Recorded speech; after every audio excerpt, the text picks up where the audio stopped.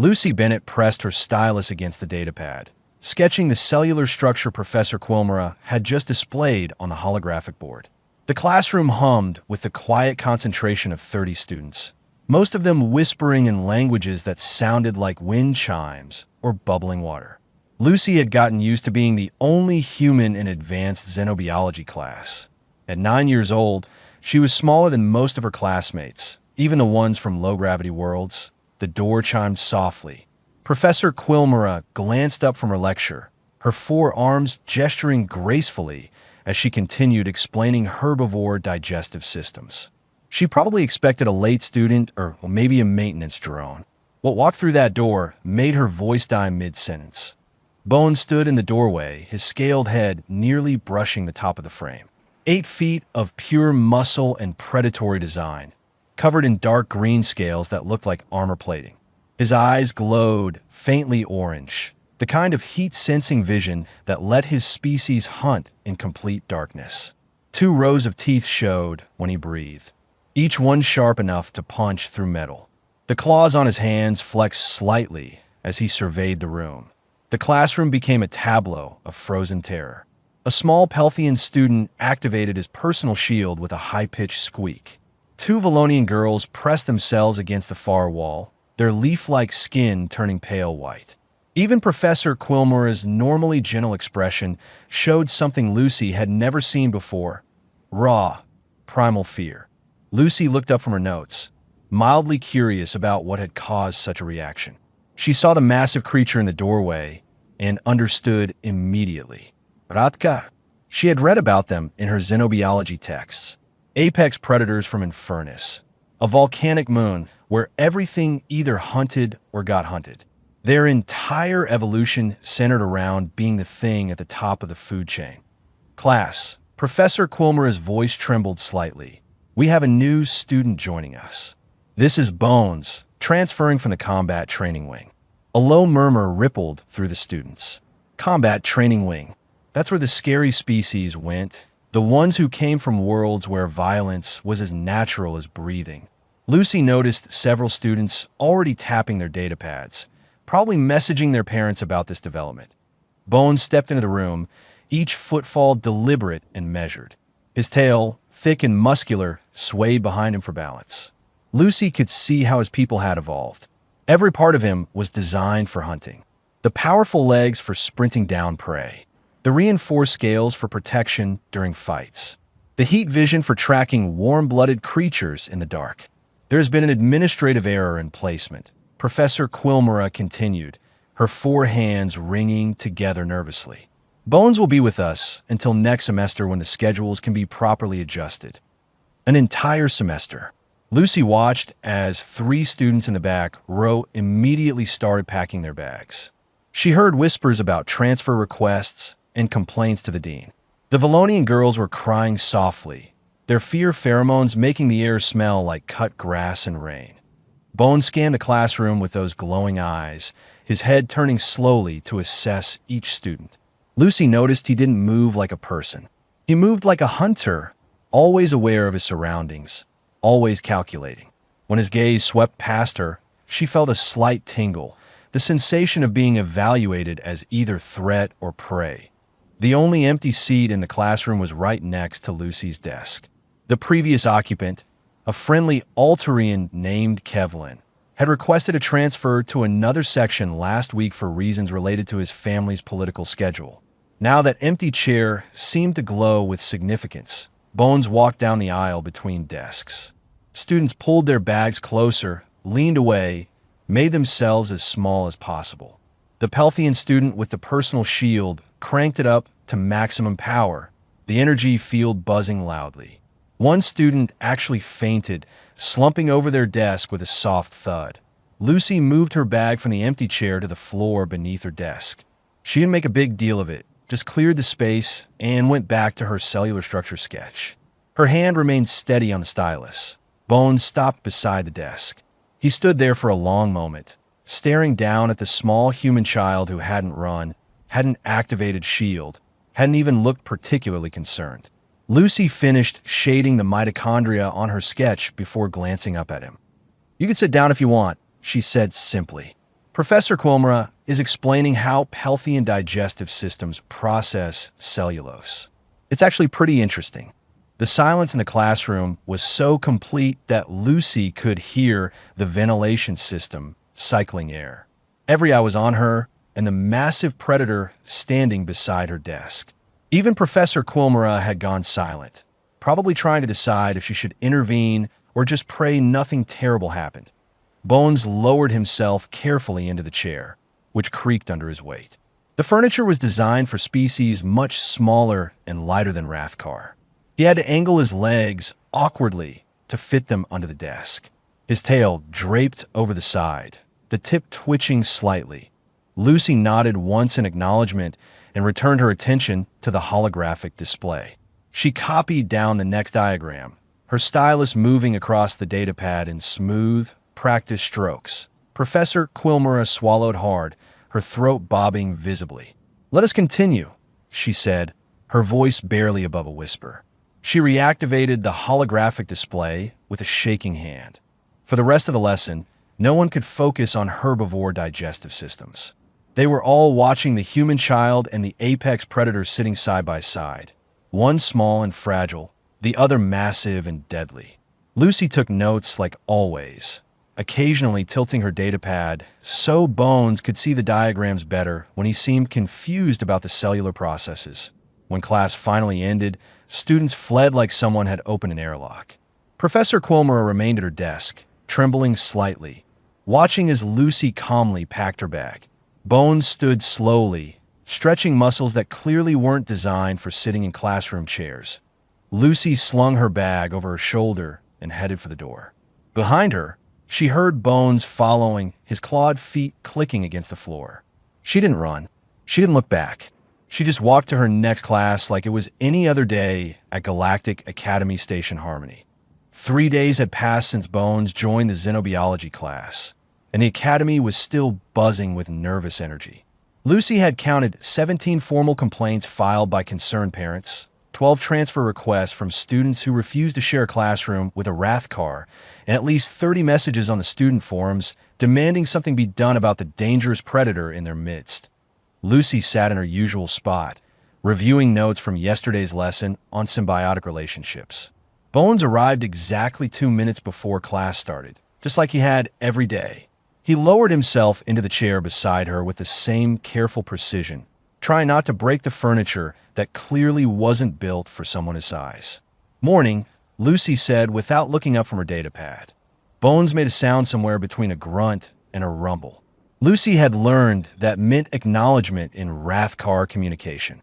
They didn't waste words when simple sounds worked just as well. Professor Quilmera entered the classroom, her forearms clutching her teaching materials a bit too tightly. She still flinched slightly whenever Bones moved, but she was getting better at maintaining her composure. The lesson today was on planetary classifications and how different worlds shape the evolution of their dominant species. The holographic display flickered to life, showing a rotating galaxy map. Professor Quilmera tapped her control pad, and various planets lit up in different colors. Green for garden worlds, blue for aquatic worlds, yellow for desert worlds, and red for what the galactic community called Deathworlds. As we discussed last week, planetary classification determines much about how species develop. Professor Quilmera explained, her voice steadier now. Garden worlds produce species adapted to abundance and cooperation. Aquatic worlds create species with different pressure tolerances and communication methods. And death worlds create species adapted to extreme survival conditions. A planet appeared on the display, spinning slowly. It showed continents and oceans, white clouds swirling across blue skies. Lucy recognized it immediately. Earth. This is Earth, classified as a Class 12 Death World, Professor Quilmera continued. Several students shifted in their seats, glancing at Lucy with new wariness. Class 12 is among the highest danger ratings we have. The planet features apex predators on every continent, venomous species numbering in the thousands, extreme weather patterns including hurricanes, tornadoes, and blizzards, and tectonic activity that regularly devastates large areas. The display zoomed in, showing various Earth creatures. A grizzly bear tearing into a salmon. A saltwater crocodile exploding from murky water. A great white shark breaching to catch a seal. A pack of wolves coordinating a hunt across snowy terrain. Earth has more apex predator species than most entire galaxies, Professor Quilmer said quietly. The dominant species, humans, evolved as persistence hunters. They would track prey for days across hostile terrain, running their targets to exhaustion. They developed pack hunting strategies, tool use, and an unusual ability to survive in nearly any climate on their planet. The classroom was silent. Lucy felt eyes on her from every direction. She kept her expression neutral, like she always did when Earth came up in lessons. She had learned early that showing any reaction just made things worse. The display shifted to show Infernus, Bones' homeworld. A volcanic moon wreathed in ash and smoke. Rivers of lava cutting across dark stone landscapes. Infernus is a Class 11 Deathworld, Professor Quilmer continued. The Rathkar evolved in an environment of constant volcanic activity, sulfuric atmosphere in many regions, and competition with other large predator species. They developed heat vision for hunting in ash storms, armored scales for protection against extreme temperatures, and pack coordination for taking down prey larger than themselves. Bones sat very still beside Lucy, his glowing eyes fixed on the image of his homeworld. She noticed his claws flexing slightly against the desk surface, leaving tiny scratch marks in the composite material. The Valonian student raised her hand hesitantly. Professor, why would the Academy admit students from such dangerous worlds? Surely they are too violent for civilized education. Before Professor Quilmer could answer, another student chimed in. My father says Deathworlders should be kept separate from proper society until they learn to control their savage instincts. Lucy felt something tighten in her chest, but she kept her face calm.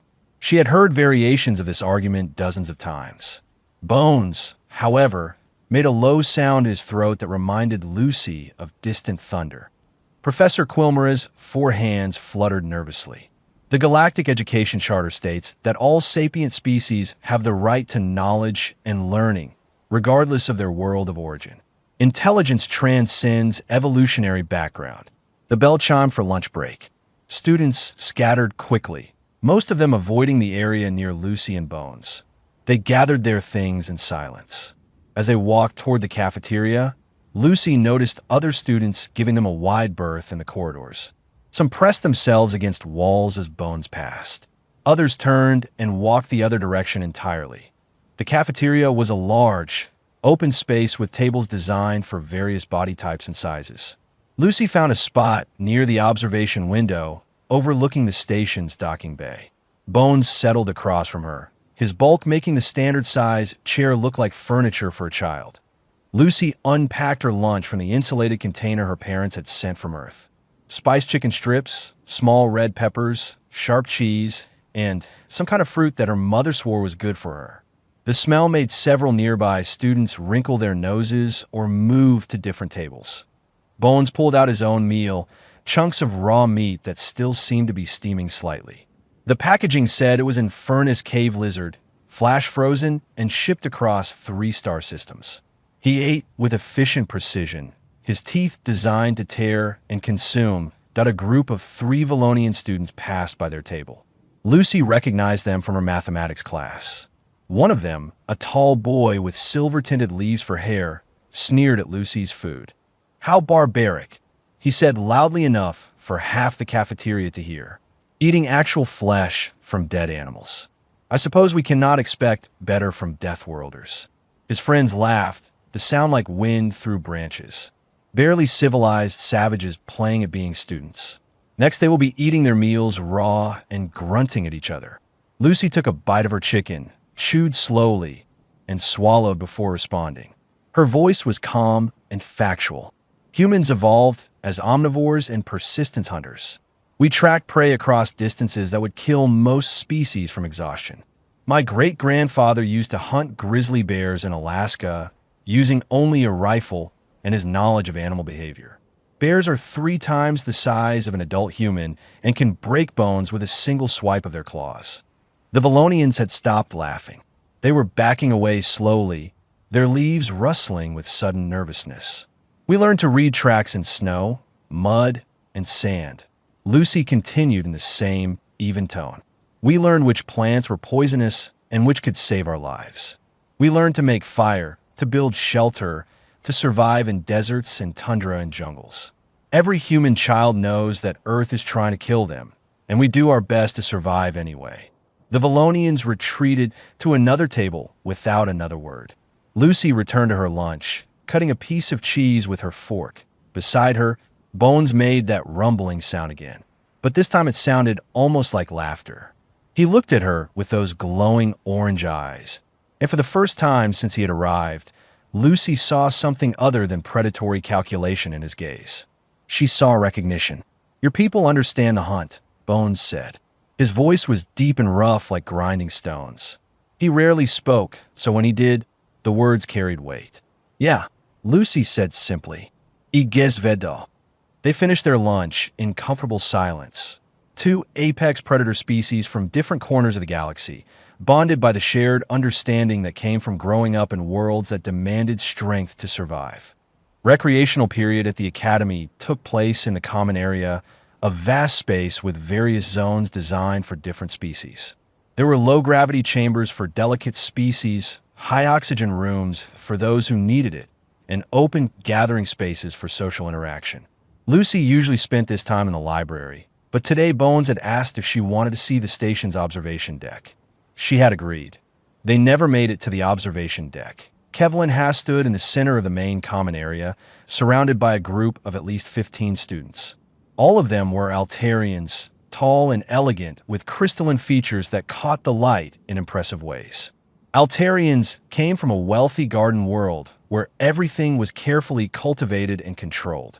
They were known throughout the galaxy for their political connections and sense of superiority. Kevlin had been Lucy's neighbor in xenobiology class before requesting his transfer. He had always treated her with barely concealed contempt, the way someone might look at an interesting but ultimately inferior specimen. Now he was looking at Bones with something far worse than contempt. He was looking at him like a problem that needed to be eliminated. "Rathkar," Kevlin called out as Lucy and Bones approached. His voice carried across the common area, and conversations died as students turned to watch. "I believe we need to have a discussion about your presence at this academy." Bones stopped walking. His entire body language changed in an instant, shifting from casual movement to absolute stillness. Lucy had seen nature documentaries about Earth predators doing the same thing right before they struck. Every muscle coiled and ready, every sense focused on the potential threat. "This is an institution of learning and culture," Kevlin continued, gesturing dramatically to the gathered students. Many were recording the confrontation on their devices. "We maintain certain standards here, standards that cannot be met by savage species who barely understand the concept of civilization." A murmur of agreement rippled through Kevlin's supporters. Lucy noticed that several of them had positioned themselves in a semicircle, blocking the most direct exit routes. This was planned. Kevlin had been waiting for the right moment to make his move. "You do not belong among proper students," Kevlin said, taking a step closer to Bones. He had to tilt his head back to look up at the massive Rathkar, but his voice remained confident. "I'm giving you the opportunity to withdraw from the Academy voluntarily. If you refuse, I will make your presence here so uncomfortable that you will have no choice but to leave. Either way, this institution will be rid of you." Bones took a slow breath, and Lucy saw his claws extend slightly from their sheaths. The temperature in the common area seemed to drop several degrees. Students who had been watching with amusement suddenly looked nervous. Even Kevlin's supporters took a small step back. Before the situation could escalate into violence, Lucy stepped forward. She positioned herself directly between Kevlin and Bones, looking absurdly small compared to both of them. She barely came up to Kevlin's chest, and Bones towered over her like a mountain. "On Earth, we have a saying," Lucy said calmly. "The loudest bark often comes from the weakest dog." Kevlin's crystalline features flushed with color, a sign of anger in Altarians. How dare you compare me to some filthy earth animal? I am offering your monster friend a chance to leave with dignity, and you respond with primitive insults. I am pointing out that you are confusing strength with volume, Lucy replied. Her voice remained steady and factual. You stand here with 15 supporters, blocking exits, making threats. That is not strength. That is fear disguised as bravado. The crowd was growing now. Students from various species gathered to watch, some perched on furniture, others hovering near doorways in case they needed to escape quickly. Lucy heard whispers and saw the glow of recording devices. You want Bones to leave because you are afraid, Lucy continued. Not afraid he will hurt someone. Afraid that his presence challenges your assumption that garden world species are superior to everyone else. Afraid that maybe strength comes in different forms and yours is not as impressive as you think. Kevlin's face went through several color changes. You dare suggest that I am afraid of a barely civilized predator? I come from a lineage of scholars and leaders stretching back thousands of years. My family advises the Galactic Council. What does your friend have? Claws and teeth and the instincts of a dumb animal. Lucy felt Bones shift behind her, heard the low growl building in his throat. She held up one hand, a gesture asking him to wait. To her relief, he went still again. You want to prove superiority? Lucy asked Kevlin. Then do it the way intelligent species should. The Science Olympiad team competition is in 2 weeks. Form your team, and Bones and I will form ours. Whoever scores higher wins. The common area went completely silent. The Science Olympiad was the Academy's most prestigious academic event, testing everything from quantum mechanics to xenobiology to advanced mathematics. Teams of 5 students competed across multiple disciplines, and the winners received scholarship opportunities and recognition from universities across the galaxy. You cannot be serious, Kevlin said, but Lucy saw the calculation in his eyes. The teams require 5 members. You have 2, and one of them is a savage from a volcanic wasteland who probably cannot even read advanced equations. Then the terms are simple, Lucy said. You take your 5 best students. We compete as a team of 2. If you're truly superior, it should not matter that we have fewer members. Unless you are afraid that 2 Deathworlders might be more than a match for 5 Altarians. The challenge hung in the air like smoke. Kevlin could not refuse without looking weak in front of the entire student body. Everyone was watching, waiting for his response. Lucy had given him exactly what he wanted, a public confrontation, but she had shifted the battlefield from physical violence to intellectual competition. Fine, Kevlin said finally. We accept your challenge. When we win, both of you will publicly apologize for your presence here and submit to disciplinary review for disrupting Academy harmony. And when we win, Lucy said quietly, you will publicly apologize for your prejudice and leave us alone for the rest of the semester. Agreed. Kevlin extended his hand in the traditional gesture of formal challenge acceptance. Lucy shook it, her small hand disappearing in his larger crystalline grip. The crowd erupted into excited chatter. Students were already placing bets, discussing the matchup, analyzing the odds. Most seemed to think Kevlin's team would dominate. A few were not so sure. They had seen Lucy in class, had heard about her perfect scores and innovative thinking. And Bones was an unknown quantity. As the crowd dispersed, Professor Quilmera appeared at the edge of the common area. She looked distressed, her 4 hands gesturing frantically. Lucy, Bones, this is highly irregular. The administration will need to approve this arrangement. It is a formal academic challenge, Lucy said calmly. The student handbook allows for competitive team formations as long as both sides agree. We have witnesses. She gestured to the dozens of students who had recorded the entire confrontation. Professor Quilmera looked like she wanted to argue but could not find the grounds to do so. Finally, she just sighed. Please come to my office.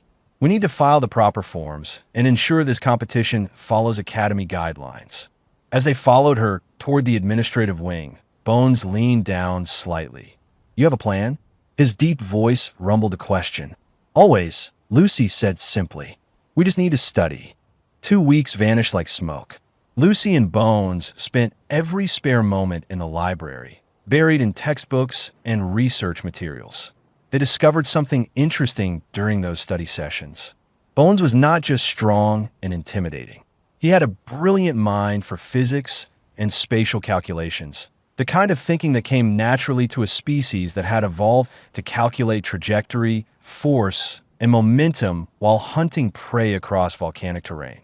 Lucy excelled at biology and chemistry, subjects that required careful observation and pattern recognition. Together, they covered more ground than seemed possible for just 2 students. They worked late into the station's night cycle, quizzing each other on formulas and theories until the words blurred together. Now they stood in the academy's main auditorium, and Lucy felt her heart beating faster than normal. The auditorium was packed. At least 300 students filled the seats, with faculty members lining the walls. The Science Olympiad was being broadcast to other stations across the sector. This was no longer just about her and Bones proving themselves. This had become a spectacle. Kevlin's team stood on one side of the competition floor, all 5 of them wearing matching academy uniforms in deep blue. They looked confident, relaxed, like people who had already won and were just going through the formalities. Kevlin himself stood in the center, his crystalline features catching the stage lights and throwing rainbow patterns across the floor. Lucy and Bones stood on the other side, just the 2 of them. Lucy wore her standard academy uniform, simple and practical. Bones wore nothing except a ceremonial sash that Rathkar used to denote students. He had insisted it was important to honor his people during important events. The competition moderator, elderly Pelthian named Professor Drake, stepped to the center of the floor. His 4 arms gestured for silence, and the crowd noise died to a low murmur. Welcome to the annual Science Olympiad team competition, Professor Drake announced. Today we have an unusual matchup. Team Altrian Excellence, consisting of 5 top students, will face Team Deathworld, consisting of 2 students.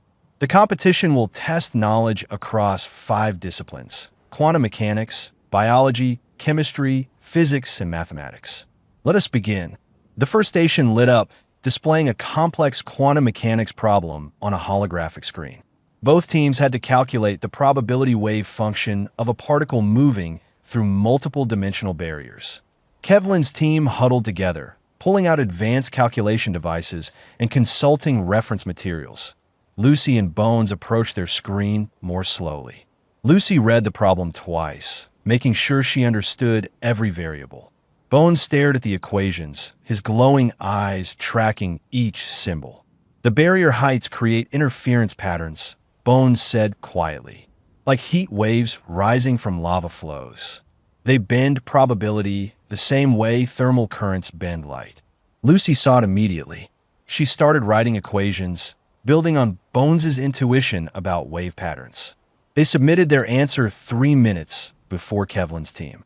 When the results displayed, both teams had correct answers, but Lucy and Bones had shown more elegant mathematical proof. The crowd murmured with surprise. A few students who had bet against them looked worried. The biology station came next. A strange organism floated in a containment field, its body covered in iridescent scales and trailing tentacles that pulsed with bioluminescence. The question was simple: identify the planet of origin and explain the evolutionary adaptations that allowed it to survive there. Kevlin's team immediately pulled out genetic scanners and database connections, searching through millions of cataloged species. Lucy walked up to the containment field and just looked at the creature. She studied the way it moved, the pattern of its scales, the rhythm of its pulsing light. The scales overlap like armor, she said to Bones. See how they are thicker on the dorsal surface? That suggests protection from above. Predators diving from higher water levels. Bones leaned closer, his heat vision allowing him to see temperature variations Lucy could not. The tentacles have muscular structures designed for quick strikes. Ambush predator. It waits and attacks fast. Lucy nodded, already writing their answer. She identified it as a species from Tethys 6, a water world with extreme depth variation and pressure zones. The creature had evolved to hunt in the twilight zones where light faded and pressure began to crush. Every adaptation made sense for that specific environmental niche. Kevlin's team was still searching databases when Lucy and Bones submitted. Their answer was not only correct, but included details about hunting behavior that the databases had not cataloged yet. The biology professor monitoring the station looked impressed despite herself. The competition continued through chemistry, where Lucy's knowledge of Earth's diverse chemical compounds gave them an edge. The challenge involved neutralizing a toxic compound, and Lucy recognized the base structure as similar to certain snake venoms from Earth. She knew exactly which compounds would break down the molecular bonds. Physics came next, and this was where Bones truly shined. The challenge required calculating a complex trajectory for a projectile moving through multiple gravitational fields with varying atmospheric densities. It was the kind of problem that would take most students hours of computer simulation to solve. Bones looked at the setup for maybe 30 seconds. His eyes tracked the gravitational sources, measured distances with predator precision, calculated forces with the same instincts that let his ancestors bring down prey from impossible angles. 42 degrees initial launch angle, he said. Velocity of 33 meters per second. Adjust for atmospheric drag coefficient of 0.78. The target will be moving left at 0.5 meters per second when the projectile arrives. So aim 2.3 centimeters right of current position. Lucy fed the numbers into the launch system. The projectile fired, curved through the complex gravitational maze, adjusted for atmospheric resistance, and struck the moving target dead center. Perfect score. The auditorium exploded with noise. Even students who had been rooting against them could not help but react to the impossible precision of that shot. Kevlin's team was still running simulations when time expired on the physics challenge. They got the shot off, but it missed the target by 15 centimeters. Close, but not perfect. The final challenge was mathematics, and it came down to solving a series of connected differential equations under time pressure. Both teams worked frantically, fingers flying across input pads, checking and rechecking calculations. This was pure mental processing speed and accuracy. Lucy and Bones submitted their answers with 10 seconds left on the clock. Kevlin's team submitted 5 seconds later. Both sets of answers appeared on the main display for the judges to review. Professor Drake examined both submissions carefully. The auditorium had gone completely silent. Every student leaned forward, waiting for the final verdict. Both teams have submitted correct answers to the mathematics challenge, Professor Drake announced. However, final scores must account for speed, accuracy, and elegance of solutions across all 5 disciplines. Numbers appeared on the main display. The scoring was close, closer than anyone had expected. But when the final calculations finished, one team's score shone brighter than the other. The winner of this year's Science Olympiad team competition is Team Deathworld, Professor Drake announced. Lucy Bennett and Bones, with a final score of 947 points out of a possible 1,000. The auditorium erupted in chaos. Students were shouting, some in celebration, others in disbelief. Kevlin stood frozen, staring at the scoreboard like it had personally betrayed him. His team members looked equally stunned. They had prepared for weeks with 5 people, had access to the best resources in the academy, and they had been beaten by 2 students from worlds the galaxy considered barely civilized. Lucy felt Bones's massive hand rest gently on her shoulder. She looked up at him and saw something she had never seen before in a Rathcar. He was smiling, showing all those dangerous teeth, but the expression was pure joy rather than threat. "We did it," she said simply. "We did." Bones agreed, his deep voice rumbling with satisfaction. The formal apology ceremony took place 3 days after the competition. Academy rules required it to be public, held in the same auditorium where the Science Olympiad had occurred. Lucy sat in the front row with Bones beside her, watching as Kevlin and his team filed onto the stage. They looked like they had been dragged there against their will, which was probably accurate.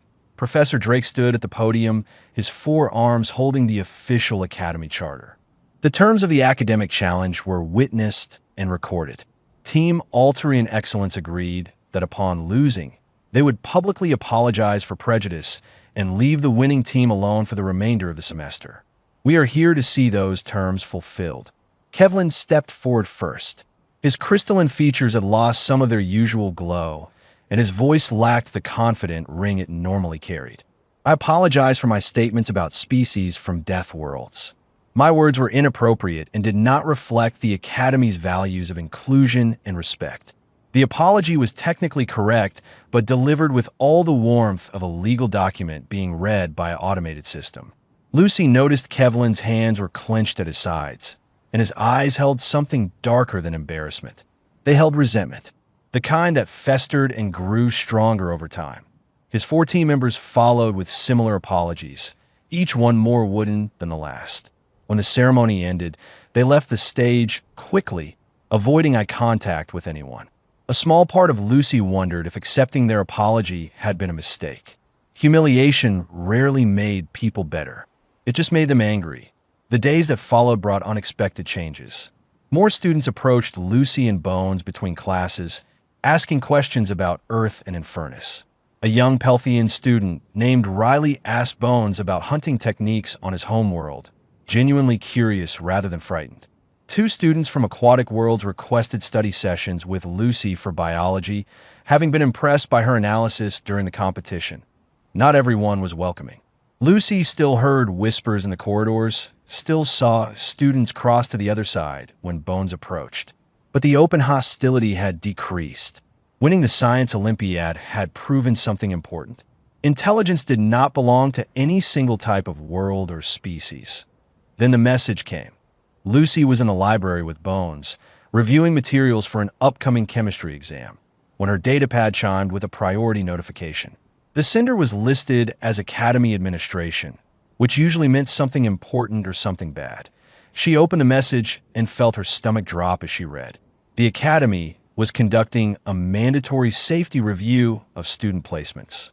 All students from Class 10 or higher Deathworlds would be evaluated for potential transfer to specialized facilities better equipped to handle their unique needs. The review board would meet in 3 days. Bones read the message over her shoulder. His voice was carefully neutral when he spoke. They're trying to remove me without breaking the agreement. The apology and leaving us alone only applies to students, not administration. Lucy scrolled through the message details. The review board consisted of 5 senior administrators, 3 of whom had strong connections to Altarian political families. The evaluation criteria were vague enough to allow almost any decision. If they ruled that Bones was too dangerous or that his educational needs were not being met, they could transfer him to a combat training facility on a different station. The kind of place where Deathworld species were kept separate from proper society. We need to fight this, Lucy said, her mind already working through possibilities. How? Bones asked. They make the rules. They control the decision. Lucy stood up, gathering her materials with quick, decisive movements. Then we make sure the decision is not theirs alone. Come on. She led Bones through the station corridors to the student affairs office. The secretary, a nervous Pelthian who still flinched when Bones entered the room, tried to tell them the director was busy. Lucy planted herself in front of the desk and refused to move until they were granted an audience. 15 minutes later, they sat across from Director Hammond, a human woman who had run the Academy's student services for 12 years. She listened as Lucy explained the situation, her expression unreadable. You understand the administration has legitimate concerns, Director Hammond said carefully. A Rathkar has never attended general classes before. The safety protocols were designed for less physically dangerous species. Bones has not threatened anyone, Lucy countered. He has attended every class, completed every assignment, and scored in the top 10% of students. The only incidents have been other students reacting to their own prejudices. Director Hammond leaned back in her chair. I'm not the enemy here, Lucy, but I also cannot stop a formal review board.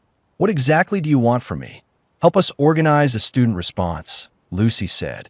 The review board needs to hear from the students who actually interact with Bones every day, not just from administrators responding to parent complaints. Something shifted in Director Hammond's expression. She pulled up files on her computer, scanning through data. There have been 42 formal complaints about Bones' presence, but there have also been 19 positive testimonials submitted by students and 3 faculty members. That is unusual. Most cases like this are one-sided, because most cases involve actual dangerous behavior, Lucy said. This is different. This is discrimination dressed up as safety concerns. Director Hammond was quiet for a long moment. Then she nodded slowly. I cannot promise anything, but I can make sure those testimonials are included in the review materials. And I can suggest that student representatives be allowed to speak at the hearing. The rest is up to you. They left her office with a small hope, but hope nonetheless. Lucy immediately started organizing. She contacted the students who had submitted positive testimonials, asking if they would be willing to speak publicly. She reached out to Riley and the aquatic students she had been tutoring. She even sent a message to Professor Quilmera, asking for her professional assessment of Bones as a student. The response was better than Lucy had dared hope. Riley agreed to speak, despite being obviously terrified of public attention. The aquatic students offered to submit a joint statement. Professor Quilmera, after much hesitation, agreed to provide a faculty testimony about Bones' academic performance and classroom behavior. But the biggest surprise came from an unexpected source. Lucy was leaving the library late in the evening when a figure stepped out from a side corridor. She tensed automatically, her Earth-evolved instincts warning of potential danger. Then she recognized the crystalline features catching the low light. Kevlin, I am not here to cause trouble, Kevlin said quickly, holding up his hands in a gesture of peace. I just want to talk. Bones materialized from the shadows behind Lucy, moving with the silent precision of a natural hunter. Kevlin flinched but held his ground. Make it quick, Lucy said. My family is part of the group pushing for the safety review, Kevlin said. They're using their political connections to ensure the board rules in favor of transfer. They believe removing Bones will restore what they call proper order to the academy. Why are you telling us this? Lucy asked suspiciously. Kevlin looked uncomfortable, his usual arrogance replaced with something that might have been shame. Because I have been thinking about the competition, about how you won, not through violence or intimidation, but through intelligence and teamwork. My family taught me that Garden World species are superior, that we are meant to lead while Deathworlders follow. But you proved that wrong. Both of you. He pulled a data chip from his pocket and offered it to Lucy. This contains communications between my family and the board members. Evidence of coordination before the review even started. If you submit it as part of the hearing process, it might help your case. It will definitely damage my family's reputation. Lucy took the chip carefully. Why would you betray your own family? Because some things are more important than family pride, Kevlin said quietly, like being able to look at yourself honestly. I was wrong about you and Bones. I'm trying to make that right. He turned and walked away before Lucy could respond, disappearing into the network of corridors that wound through the station. She looked down at the data chip in her hand, then up at Bones. People surprise you sometimes, Bones said, his deep voice thoughtful. Yeah, Lucy agreed. Sometimes they do. The review board hearing took place in a formal conference room deep within the Academy's administrative section. Large windows overlooked the docking bay where ships came and went in a constant dance of arrival and departure. 5 administrators sat behind a long table, their expressions ranging from stern to openly hostile. Lucy recognized 2 of them as having strong, Alterian connections. The room was packed with observers. Students lined the walls, faculty members filled the side seats, and several parents had joined via holographic projection. Lucy's own parents floated in the back corner as translucent blue figures, her father in his old military uniform and her mother in her xenobiology research coat. Bones sat at the respondent table, his massive frame making the furniture look fragile. Lucy sat beside him as his designated advocate, a role the Academy Charter allowed for students facing disciplinary or administrative review. The head administrator, a stern Pelthian named Chancellor Oren, called the hearing to order. His forearms moved in precise gestures as he outlined the purpose of the review. Safety concerns, unprecedented placement, responsibility to the broader student body. The words were carefully chosen to sound reasonable, but Lucy heard the underlying message clearly. They wanted Bones gone. We will begin with testimony from concerned parties, Chancellor Orrin announced. First, we have a statement from the Alterian Educational Oversight Committee. A holographic projection activated, showing an elegantly dressed Alterian official. She spoke for 10 minutes about the importance of maintaining proper educational environments, the dangers of mixing predator species with students from peaceful worlds, and the responsibility to protect vulnerable young minds from trauma. Every word was polite, professional, and designed to paint Bones as a threat. Lucy waded through 3 more similar testimonies, each one building a case that sounded reasonable on the surface, but was fundamentally based on prejudice. She felt Bones shift beside her, his claws scratching softly against the table surface. He was getting frustrated, and she could not blame him. Finally, Chancellor Orrin turned to their side of the table. Does the respondent wish to present testimony in his defense? Lucy stood up, her small frame drawing attention simply because she looked so out of place in the formal setting. We do, Chancellor. We have prepared several witnesses who can speak to Bones's actual behavior and academic performance, rather than theoretical concerns. Chancellor Orrin's expression suggested he was not pleased with this development, but he gestured for her to proceed. Very well. Present your witnesses. Riley was first. The young Pelthian student was visibly shaking as he approached the testimony stand, but his voice was clear when he spoke. I was terrified of Bones when he first arrived. My species evolved as prey animals. Every instinct I have tells me to run from predators. But I watched him in class for weeks. He never threatened anyone. He helped me understand physics concepts I had been struggling with. He is just a student, like the rest of us. 2 aquatic students testified next, talking about study sessions where Bones had patiently explained complex mathematical theories. A student from a desert world mentioned that Bones had helped carry his equipment when it malfunctioned in the corridor, showing kindness when he could have just walked past. Professor Quilmer spoke about Bones's academic record, his perfect attendance, his thoughtful questions during lectures. Her 4 hands trembled slightly, but she looked directly at the board members. In 30 years of teaching, I have seen many students pass through my classroom. Bones is among the most dedicated and intelligent. Judging him by his appearance rather than his actions would be a profound failure of our educational mission. Then Lucy presented the data Chip Kevlin had given her. The evidence of coordination between board members and Alterian political families, the predetermined outcome. The entire review designed not for safety, but for removing an uncomfortable presence from the academy. The room erupted in shocked murmurs. Chancellor Orrin tried to maintain order, but the damage was done.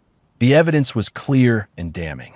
3 of the 5 board members were shown to have received instructions from outside parties before the hearing even began. This is highly irregular. Chancellor Orrin protested, but his voice lacked conviction. These communications may have been taken out of context. Then let us add more context, a new voice said from the back of the room. Everyone turned. A massive Rathcar stood in the doorway, even larger than Bones. His scales were darker, marked with scars that suggested a lifetime of survival on Infernus. He wore traditional clan markings and carried himself with absolute authority. Bones stood immediately, his posture shifting to respectful attention. Clan leader Grath. Grath moved into the room with predatory grace. Every student pressed against the walls to give him space. He approached the board table and looked at each administrator in turn, his glowing eyes measuring them. I am Grath, leader of the Infernus Stone clan, he announced. I have traveled 3 weeks to attend this hearing because it concerns one of my clan's young warriors. I was told that this academy valued intelligence and knowledge above all else.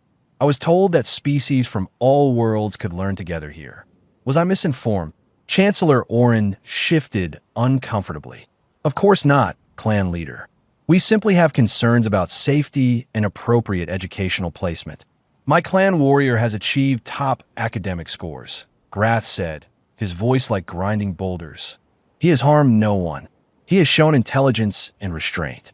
On my world, we value strength, but we also value wisdom. Bones demonstrates both. If you reject him, you reject the idea that predators can be more than their instincts. You prove that your talk of inclusion is meaningless." The weight of his words settled over the room like a physical pressure. This was no longer just about one student. This was about whether the Academy actually meant what it claimed about welcoming all species. Chancellor Oren looked at his fellow board members. Two of them, the ones not implicated in the coordination scandal, looked deeply uncomfortable. After a long moment of silent communication, Chancellor Oren cleared his throat. In light of the testimony presented and the evidence of inappropriate outside influence on this review process, the board rules in favor of maintaining current student placements. Bones will remain in general classes with no restrictions beyond normal academy rules. This hearing is concluded. The room exploded with noise. Students cheered, faculty members applauded, and Lucy felt Bones's hand settle gently on her shoulder. She looked up at him and saw relief in his glowing eyes. Months passed after the hearing. The Academy settled into a new normal where Bones was simply another student. More species from non-traditional worlds applied for admission. A Rathkar student joining general classes was no longer unthinkable. It was just unusual, and unusual became normal with enough time. Lucy and Bones started a club called the Cross-Species Learning Initiative. It attracted students from all backgrounds, creating a space where differences were explored rather than feared. Riley became the club's vice president. Even Kevlin attended occasionally, though he sat in the back and rarely spoke. That on the last day of the academic year, Lucy and Bones sat on the observation deck, watching stars drift past the station windows. They had just received their final grades. Both had made the honor roll. Bones had been offered a scholarship to continue advanced physics studies. Lucy had been accepted into a prestigious xenobiology research program. "We changed things," Bones said quietly. "Not just for us, for others who come after." "Yeah," Lucy agreed, "though I still think the cafeteria needs better food options for Deathworlders. The spice level is pathetic." Bones made that rumbling sound that was his version of laughter. "Agreed. Next semester, we petitioned for proper seasoning." They sat in comfortable silence, human child and Rathkar warrior, watching the galaxy spin around them. Somewhere on Earth, humans were surviving in their dangerous world, learning to adapt and overcome. Somewhere on Infernus, Rathkar were hunting in volcanic ash storms, proving that strength and intelligence could coexist. And here on Station Harmony, two young people from those brutal worlds had proven that understanding could bridge any divide. The galaxy was a big place, full of species who had evolved in wildly different environments. But intelligence was universal. Compassion was universal. The ability to see past instinct and prejudice, to recognize the person beneath the surface, that was universal too. It just took courage to embrace it. Lucy pulled out her datapad and started making notes for next semester. Ideas for expanding the club, proposals for curriculum changes, suggestions for better accommodating diverse student needs. Beside her, Bones did the same, his clawed fingers moving carefully across the screen. They had work to do. The academy was better than it had been, but better was not the same as good enough. There would be more challenges, more students who needed advocates, more systems that needed changing. But they had proven something important. Two students from Deathworlds, working together, could accomplish things that seemed impossible. And if they could do it, others could too. The future was not fixed. It could be shaped by those brave enough to try.